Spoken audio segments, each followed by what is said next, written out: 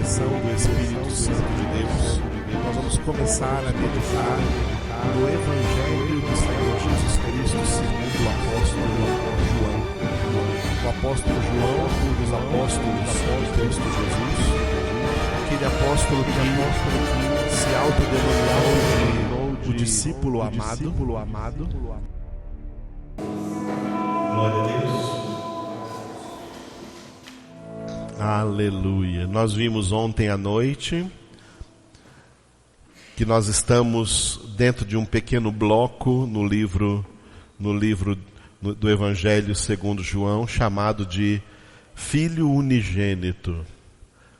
Ontem à noite nós entramos aqui neste bloco, Filho Unigênito, que vai do capítulo 2, versículo 13, até o capítulo 4, versículo 45.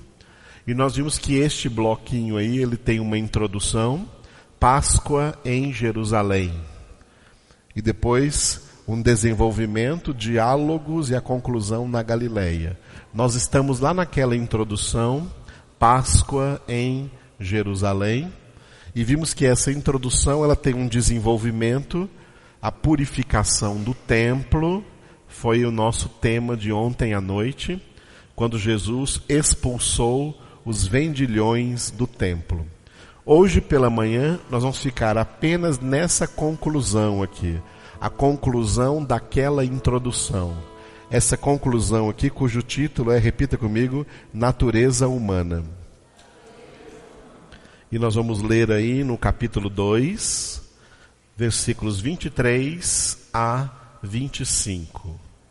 3 versículos apenas, essa conclusão aí, cujo título é Natureza Humana. João 2, de 23 a 25. Amém? Abriram? Vamos ler juntos? Para a glória de Deus. Estando ele em Jerusalém, durante a festa da Páscoa, muitos, vendo os sinais que ele fazia, creram no seu nome. Mas o próprio Jesus não se confiava a eles, porque os conhecia a todos, e não precisava de que alguém lhe desse testemunho a respeito do homem, porque ele mesmo sabia o que era a natureza humana. Glória a Deus. Amados, vamos supor que não existissem os versículos 24 e 25. Vamos supor, por um momento, que esse capítulo terminasse no versículo 23. Olha só o versículo 23. Estando ele em Jerusalém, durante a festa da Páscoa, muitos, vendo os sinais que ele fazia, creram no seu nome. Vamos supor que aqui tem um ponto final e não ponto e vírgula. Leia de novo só o 23.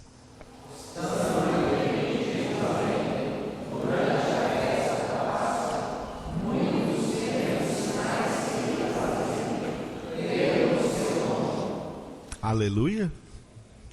Vamos supor que não existissem os versículos 24 e 25 e esse capítulo terminasse aí, no 23. Esse versículo diz exatamente o que a gente também sempre está vendo por aí nesse cristianismo entre aspas que existe por aí afora. Se esse capítulo terminasse desse jeito, puxa, como parece uma declaração positiva, extremamente positiva. Isso aqui não é nada menos do que uma declaração de um avivamento.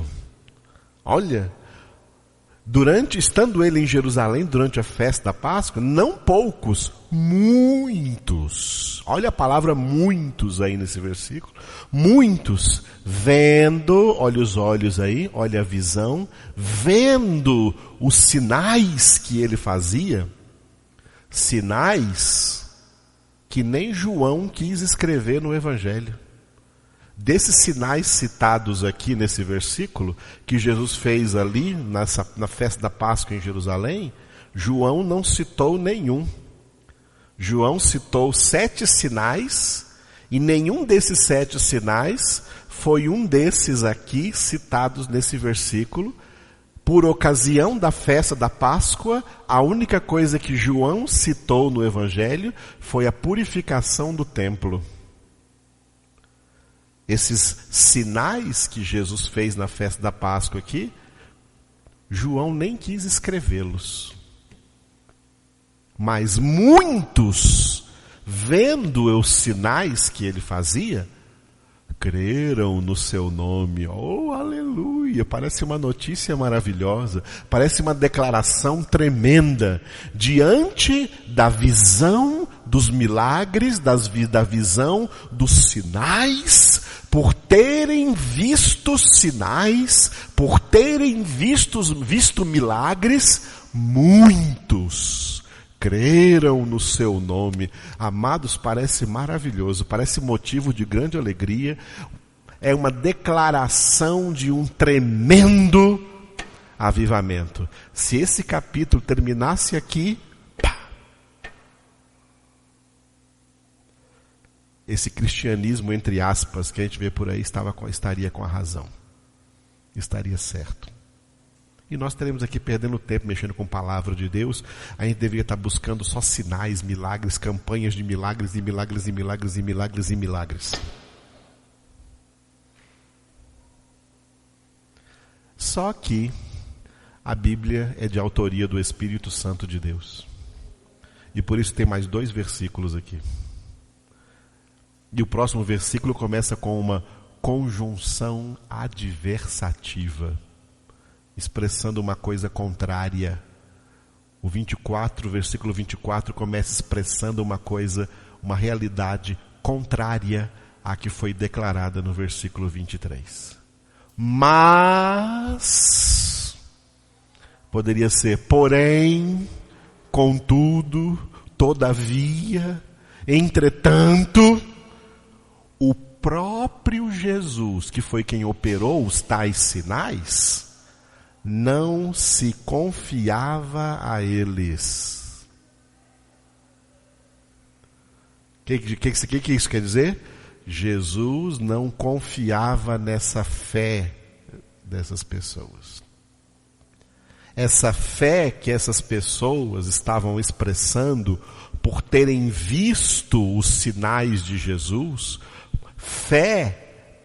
creram porque viram milagres, essa fé não é aceita para a salvação. Esta fé não é a fé salvífica.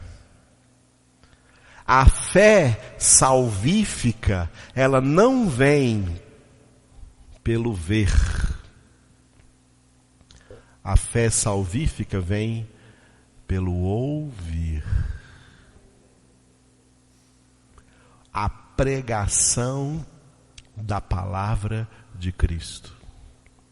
Com certeza, Jesus não fez só sinais durante essa festa da Páscoa. Com certeza, Jesus também pregou o Evangelho. Mas não está escrito no versículo 23 que muitos, ouvindo a sua doutrina, ouvindo a sua palavra, creram no seu nome. Está escrito? Não. Está escrito que muitos, vendo os sinais que ele fazia, creram no seu nome. E Jesus, para Jesus, assim não serve. Para Jesus, essa fé No final do Evangelho ele vai dizer isso para um dos apóstolos, Tomé. Que é isso, Tomé? Creste porque viste? Benditos os que não viram e creram. Porque os que não viram, creram porque ouviram. A fé para a salvação não vem pelo ver. Os protestantes, entre aspas, evangélicos, entre aspas, de hoje em dia, estão correndo atrás de ver sinais. E em nome disso, rejeitando a palavra de Deus, não buscando o conhecimento de Deus, não buscando o verbo de Deus, a palavra de Deus. Mas estão atrás de milagres. Qualquer pastor milagreiro enche o Serra Dourada.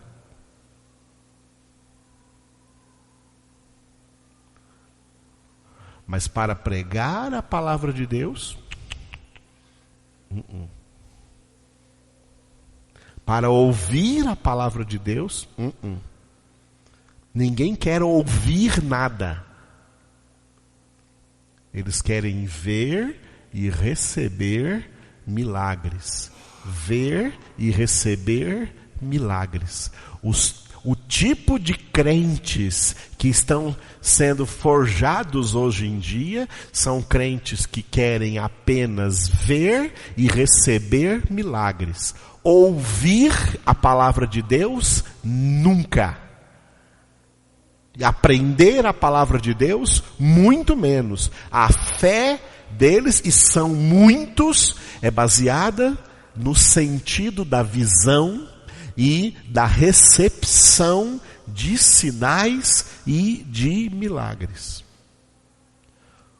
Dentro dos evangelhos sinóticos, Mateus, Marcos e Lucas, nós encontramos ainda uma ocasião em que vieram muitos judeus e cercaram Jesus e falaram assim: mostra-nos um sinal do céu, para que nós vejamos e creiamos que tu és o Cristo, o Filho do Deus vivo, o Messias prometido. Jesus ficou indignado, se voltou para os seus discípulos e disse: vocês estão vendo? Essa geração adúltera e incrédula, eles querem um sinal. Nenhum sinal será dado a esta geração, a não ser o sinal de Jonas. Porque assim como o profeta Jonas passou 3 dias e 3 noites no ventre de um grande peixe, assim também o Filho do Homem ficará 3 dias no ventre da terra, falando assim da sua sepultura. E ele declarou: os ninivitas, no dia do juízo, eles se levantarão contra essa geração e a condenarão, porque eles ouviram a pregação de Jonas. Pergunta: quantos milagres Jonas fez em Nínive? Nenhum. Ele só pregou e eles ouviram. E Jesus diz: aqui está quem é maior do que Jonas. Mas vocês não querem me ouvir, mas querem ver eu fazer um sinal para vocês? Não. A rainha do sul, da Etiópia, se levantará contra essa geração, porque ela viajou dos confins da terra para ouvir a sabedoria de Salomão. Quantos milagres Salomão operou para essa rainha ver? Ela veio ouvir. Aí Jesus disse: aqui está quem é maior do que Salomão, mas vocês não querem me ouvir, vocês querem ver um sinal que eu vou fazer? Não vai ter sinal nenhum. Ouviram, amados? A fé não vem pelo ver. A fé vem pelo ouvir. Por isso esse capítulo não termina no versículo 23. Estando ele em Jerusalém, durante a festa da Páscoa, muitos, vendo os sinais que ele fazia, creram no seu nome. Fé falsa, fé mentirosa, fé aparente. Por isso, versículo 24, o próprio Jesus não se deixava levar por isso. Não se confiava a eles, porque os conhecia a todos. Jesus conhece todos. Jesus conhece todos.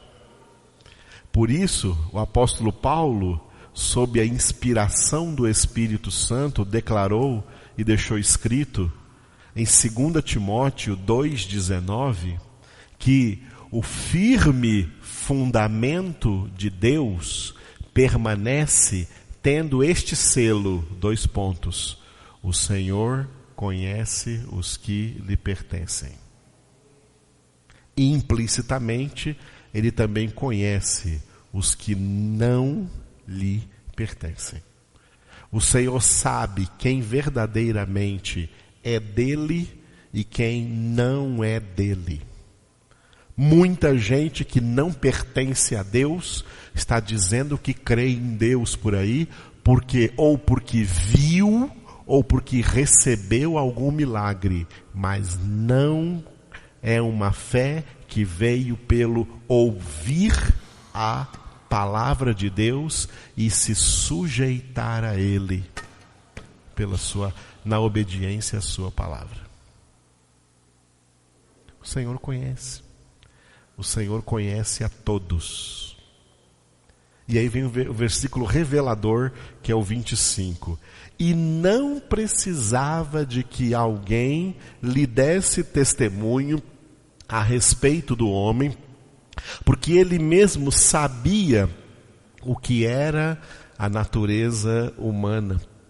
Leiam vocês o versículo 25.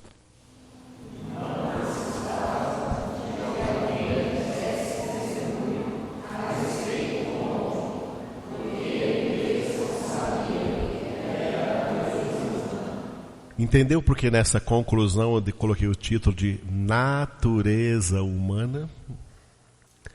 A natureza humana aqui referida é a natureza humana decaída. A natureza humana adâmica. A natureza humana foi contaminada na sua origem pelo pecado de Adão. E todos viemos ao mundo nesse estado de pecado. Por isso Paulo escreveu Romanos 3:23, todos pecaram e carecem da glória de Deus, ou destituídos foram da glória de Deus. Por isso Davi escreveu no Salmo 51, versículo 5, eis que nasci na iniquidade, em pecado me concebeu a minha mãe. A natureza humana pecaminosa se manifesta na alma do homem. O homem tem corpo, o homem tem alma. Os homens sem Deus só têm corpo e alma. Os homens não convertidos só têm corpo e alma. E os homens convertidos têm corpo, alma e espírito. Mas a alma de ambos, tanto a alma dos não convertidos, como também a alma dos convertidos, é a parte da natureza humana que foi contaminada pelo pecado. O corpo não foi contaminado pelo pecado. O corpo é inocente. O corpo é apenas um invólucro. O corpo é apenas uma aparência física, um elemento físico da criação do homem, físico, biológico, tirado do pó da terra, tu és pó e ao pó retornarás, mas esse corpo será ressuscitado e glorificado para os salvos e ressuscitado para os condenados, para serem lançados de corpo e alma no lago de fogo e de enxofre. Mas o corpo é inocente. O corpo não faz nada, absolutamente nada, sem a alma. É a alma que manda no corpo. Não foi o corpo do homem que foi contaminado pelo pecado. Foi a alma do homem. A natureza humana aqui é a alma humana contaminada pelo pecado. Todas as almas humanas, exceto a alma de Cristo Jesus, homem, do homem Jesus. Todas as almas humanas foram tragicamente contaminadas pelo pecado. Por isso Paulo vai dizer no seu discurso em Romanos capítulo 7, que em mim, na minha carne, ele quis dizer, na minha alma não habita bem nenhum, porque o pecado habita em mim. O pecado mora nas nossas almas. E sabe desde quando? Desde o exato momento da nossa concepção. Muita gente prega a inocência das crianças. Nenhuma criança é inocente. Nenhum ser humano é inocente. Porque não se trata de ter cometido algum ato de pecado. Se trata de ser concebidos, gerados e nascidos no estado de pecado. Já viemos estragados. Já viemos ao mundo danificados. O homem não nasce puro e vai se contaminando depois, não. Ele já nasce contaminado. Essa é a natureza humana que Jesus conhece, os conhecia a todos. A nossa natureza humana, ela é exatamente tudo isso que as pessoas costumam culpar os políticos do Brasil. A alma humana é igualzinha a todos eles. Eles são assim porque tem uma alma humana. A alma humana é corrupta. Por isso o profeta Jeremias escreveu, Jeremias capítulo 17, versículo 9. Nesse versículo ele definiu o estado de corrupção da natureza humana, da alma humana, chamando naquele versículo a alma de coração. Na Bíblia, a alma é chamada de carne e é chamada de coração. Jeremias 17, 9 escreveu, que a alma, que o coração do homem é corrupto, desesperadamente corrupto. Vamos ler o versículo? Abra aí na sua Bíblia. Jeremias, capítulo 17. Esse versículo tem que ser lido por nós, para jamais esquecermos disso. Porque a nossa alma é tão corrupta que muitas vezes quer nos convencer que ela é boazinha. O nosso coração é tão corrupto que muitas vezes ele quer nos convencer que ele é bonzinho. Jeremias 17, 9. Enganoso é o coração mais do que todas as coisas e desesperadamente corrupto. Quem o conhecerá? Vocês.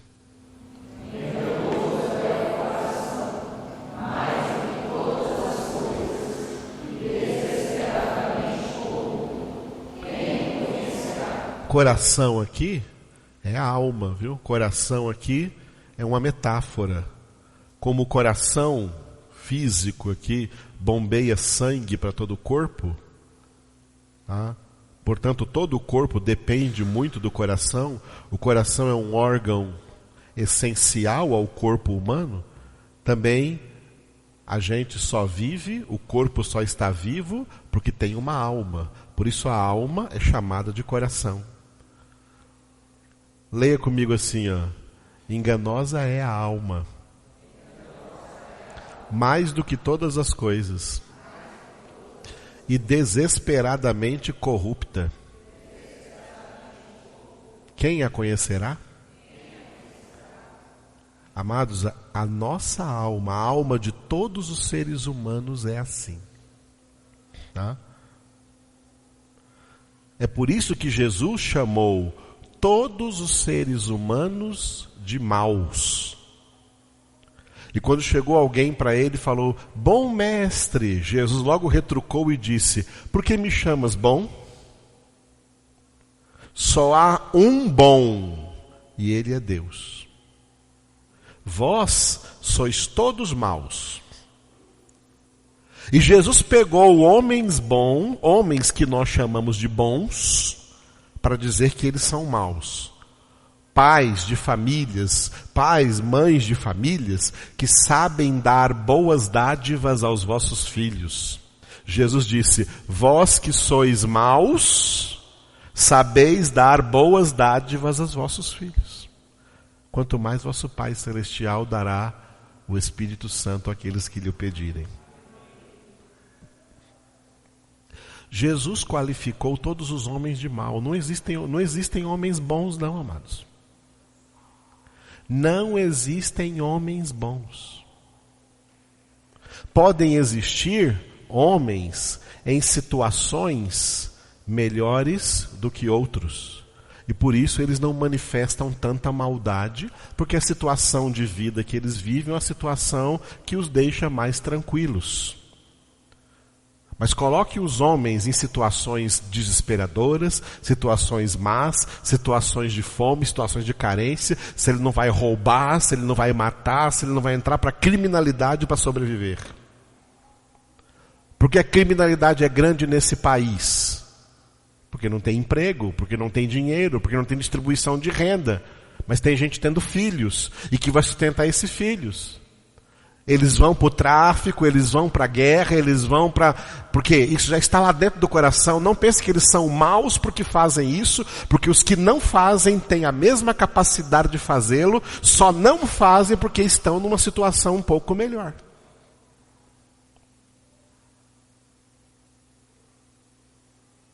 Não acredite na bondade da sua alma não, porque ela é capaz de levar você a fazer coisas horríveis. E não se admire quando vê pessoas por aí, quando tem notícias de pessoas por aí fazendo coisas horríveis, e você pensa, como o ser humano é capaz disso? Você também é capaz e eu também sou capaz. Porque todas as almas são pecadoras, corruptas, enganosas, no mesmo nível.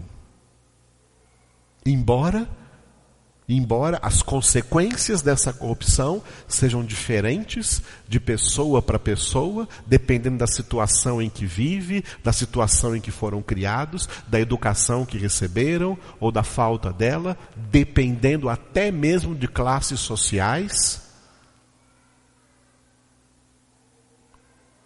isso vai mudar. As consequências dessa corrupção da alma vão ser diferentes. Muitos políticos, se não tivessem ganho eleição, não teriam cometido tanta corrupção, porque não teriam tido as oportunidades que têm estando lá. Agora, como chegam lá e vê o dinheiro passando em suas mãos, e vê a possibilidade de fazer, a alma corrupta entra em ação e faz. Aí quem não está lá fica chamando eles de corruptos, porque não está lá, porque se estivesse estaria roubando e fazendo ainda pior. Porque são todos iguais. O prejuízo é igual para todos e a condenação é igual para todos. todos pecaram. A alma de todos é enganosa, a alma de todos é enganosa mais do que todas as coisas, a alma de todos é desesperadamente corrupta. Quem a conhecerá? O Senhor. O Senhor conhece. O Senhor conhece bem. O Senhor não precisa que ninguém lhe dê testemunho acerca de nenhum homem, porque Ele conhece muito bem o que existe no homem, o que existe em cada homem. Ele conhece muito bem a natureza humana. Depois de convertidos, nós não perdemos essa natureza humana, porque senão nós desapareceríamos, seríamos eliminados da existência. Deus quer que nós continuemos existindo. Por isso, a natureza humana continua corrupta dentro de nós. Só que uma vez convertidos, nós agora temos acesso a esse conhecimento, a essa consciência, para saber, para ter plena consciência do que é a nossa alma e tomar as providências que temos que tomar. Providências que se resumem numa palavra: santificação. Por causa dessa natureza que nós precisamos da santificação, sem a qual ninguém verá o Senhor. Se a nossa natureza, se a nossa alma não tivesse pecado, não precisávamos de santificação, porque a alma seria santa e seríamos bons. Mas não somos, amados, mesmo depois de convertidos, até a morte temos que lutar pela nossa santificação, temos que lutar contra os nossos pecados, como nós vimos em Hebreus capítulo 12, versículo 4.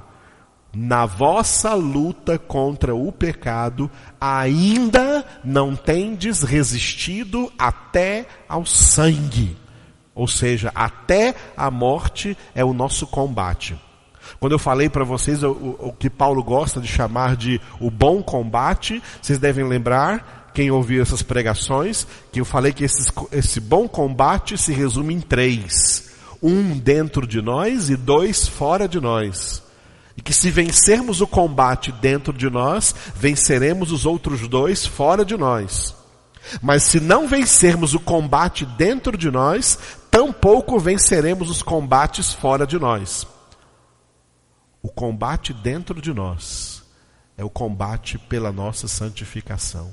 É o combate contra as inclinações da nossa própria carne, da nossa própria alma. Por isso Paulo escreveu em Gálatas 5, 24. Os que são de Cristo Jesus crucificaram a carne, crucificaram a sua própria alma, com suas paixões e concupiscências. E crucificados não significa mortos. Enquanto Jesus estava crucificado, ele estava vivo. Depois que ele morreu, ele foi tirado da cruz, porque não tinha razão para ficar na cruz, já que já havia morrido. Enquanto estamos crucificados, enquanto a nossa alma está crucificada, ela está viva. E nós temos que permanecer obedientes e crucificados até a morte. Por isso Paulo diz em Gálatas capítulo 2, versículos 19 e 20, começando do final do versículo 19, eu estou crucificado com Cristo. Logo já não sou eu quem vivo, mas Cristo vive em mim, e a minha vida presente na carne agora aqui, eu a vivo pela fé no Filho de Deus que me amou e a si mesmo se entregou por mim. Viver pela fé é viver em conformidade com a palavra de Deus, porque a fé veio pela palavra, veio pelo ouvir a palavra e nos leva à obediência à palavra. Viver pela fé é praticar a palavra que ouvimos, porque se alguém ouve e não pratica, construiu a sua casa sobre a areia, mas aquele que ouve e pratica é o homem prudente que edificou a sua casa sobre a rocha. Aleluia, amados.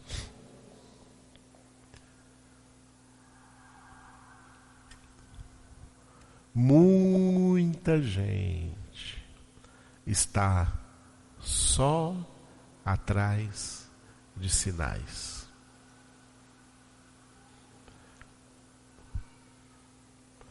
Só atrás de sinais. Se nós fôssemos uma igreja só atrás de sinais, nós teríamos igreja já, pelo menos uma em cada bairro de Anápolis. Cada um de vocês seria pastor em uma delas aí. É só fazer campanha atrás de campanha de sinais. Estariam lotadas. E a gente até ficaria rico, sabia? Nós estamos ficando ricos de tanta oferta que vinha vir, porque o povo paga por isso.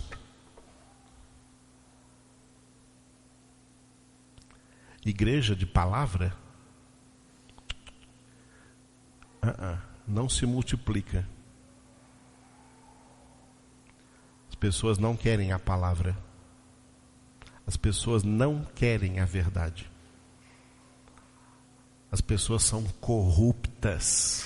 Suas almas são corruptas. Elas só querem os benefícios, as vantagens extraordinárias que elas puderem conquistar da parte de Deus. Mas a palavra de Deus elas não querem. A verdade de Deus elas não querem. A doutrina de Deus elas não querem. O compromisso com Deus elas não querem. A obediência a Deus elas não querem. Elas querem só as vantagens que elas puderem tirar de Deus. É corrupção ou não é? É corrupção ou não é? É isso que Deus vê e que Deus conhece, e é por isso que os 7 cálices, as 7 taças da ira, da justa ira de Deus, estão se enchendo até o dia marcado por Deus para derramar a totalidade da sua ira sobre essa humanidade. Salmo 7:11. Deus é justo juiz e sente indignação todos os dias.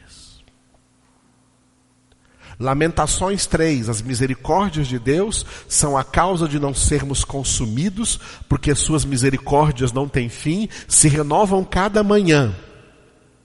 De manhã Deus renova suas misericórdias, mas durante o dia Deus se sente indignado, porque os homens corruptos não aproveitam as misericórdias, não aproveitam os dias, não aproveitam os tempos para se converterem a Deus, para buscarem a Deus, mas só buscam os seus próprios prazeres, suas próprias vantagens, inclusive nos meios ditos religiosos. E aí Deus sente indignação todos os dias. É por isso que Jesus não confia nesse povo. E, de acordo com como Paulo escreveu em 2 Tessalonicenses, o próprio Deus lhes manda a operação do erro, chamando esses sinais e milagres de a operação do erro, para darem crédito à mentira, já que não deram crédito à verdade. Satanás também vai fazer milagres. Os demônios também fazem milagres. Para as pessoas pensarem que é Deus e ficar lá, e ficam prisioneiras daquilo, porque não conhecem a palavra. Conhecereis a verdade vos libertará, mas eles não conhecem, não querem conhecer e têm raiva de quem conhece. Porque aqui foi que eu ganhei o meu milagre.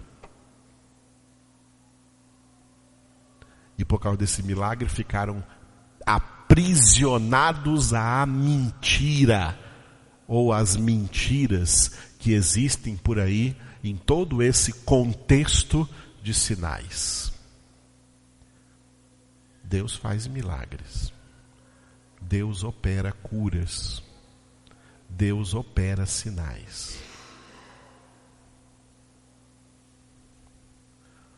Mas o maior milagre que Deus opera é a nossa salvação.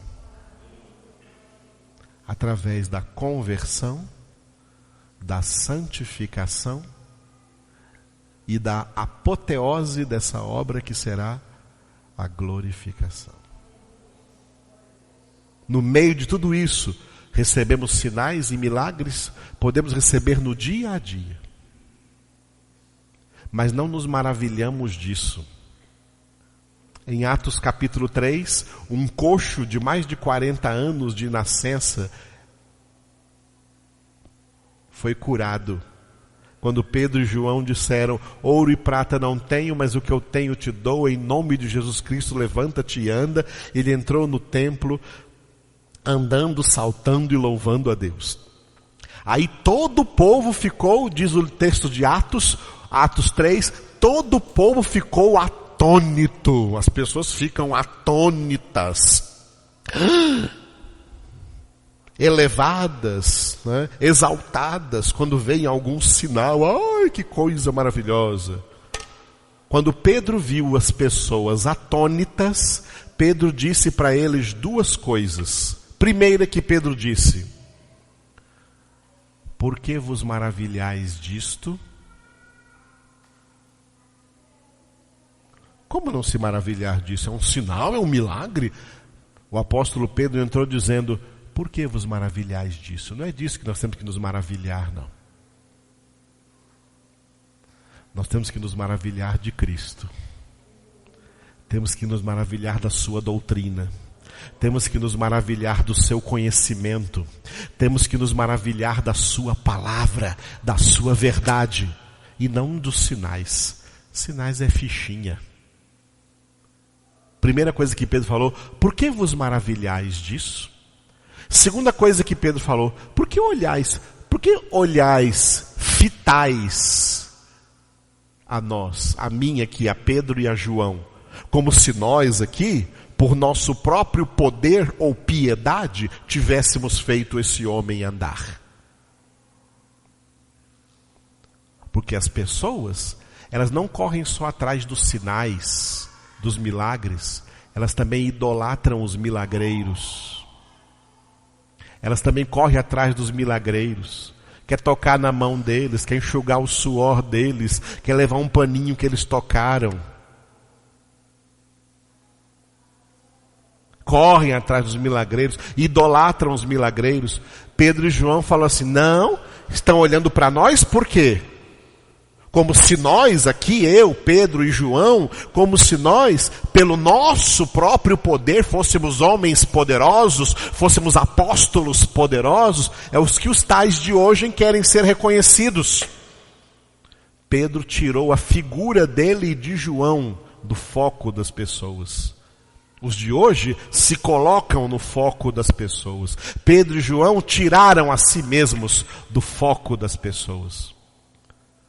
Como se pelo nosso próprio poder ou piedade, ou seja, é porque nós somos piedade, é porque nós somos homens de oração, é porque nós somos homens de jejum, por isso aconteceu esse milagre.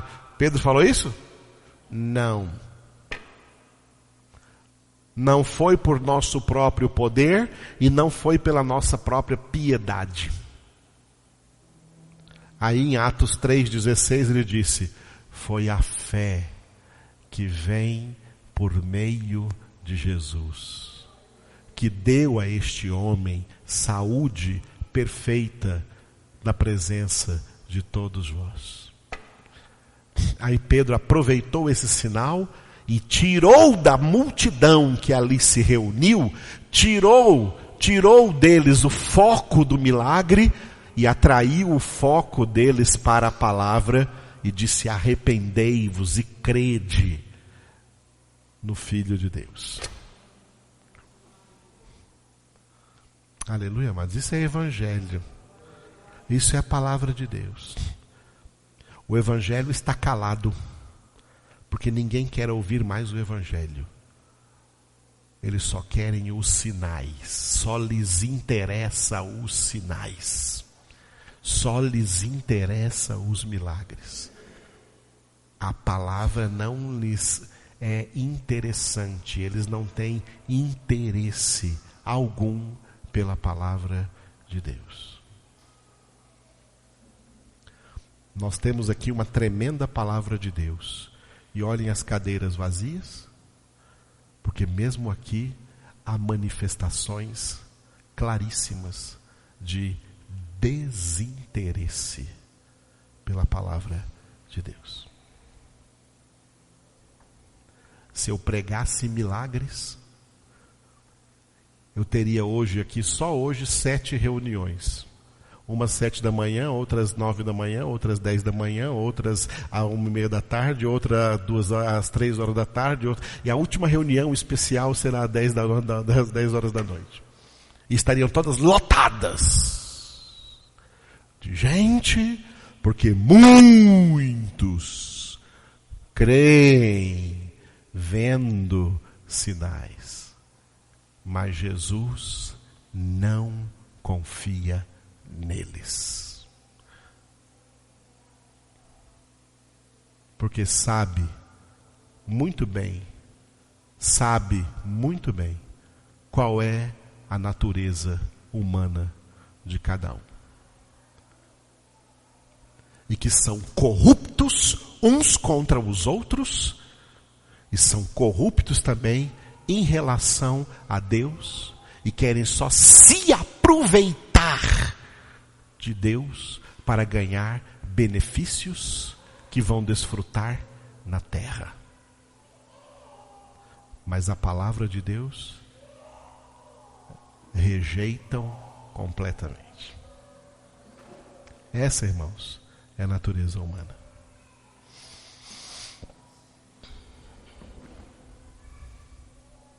É por isso que a palavra de Deus para nós é: você realmente é de Deus? Então, humilhai-vos.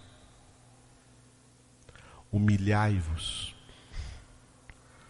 As pessoas que estão atrás desse evangelho falso por aí, cuja base é só sinais, elas não estão se humilhando, elas estão se exaltando. Estão se exaltando, estão se engrandecendo, estão se ensoberbecendo. Essas igrejas estão se exaltando, se engrandecendo, se ensoberbecendo. Deus resiste os soberbos e dá graça aos humildes. Portanto, humilhai-vos debaixo da poderosa mão de Deus, até que em tempo oportuno, o tempo oportuno da vinda de Jesus, Ele vos exalte na glorificação. Então entendeu isso?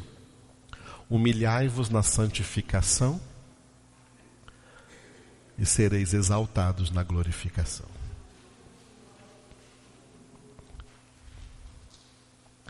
Que bom que você acordou domingo de manhã para vir aqui aprender a se humilhar. Feche os seus olhos aí, curve a sua cabeça agora.